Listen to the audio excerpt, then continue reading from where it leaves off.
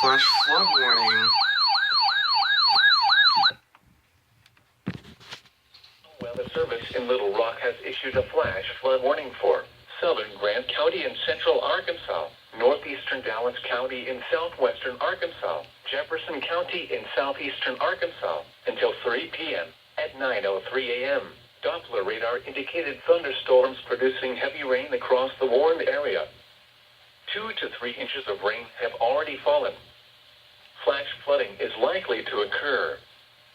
Some locations that will experience flooding include Pine Bluff, Sheridan, Whitehall, Alfheimer, Humphrey, Leola, Lamont, Cottondale, Pine Bluff Arsenal, Matting, Warburton, Richardson, Dogwood, Jenkins Ferry State Park, Sulphur Springs, Warbanica, Sherrill, Ain, Pastoria, Cornerstone. Additional rainfall amounts of 2 to 3 inches are possible in the warned area.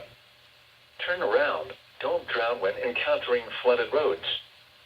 Most flood deaths occur in vehicles. Please report flooding to your local law enforcement agency when you can do so safely.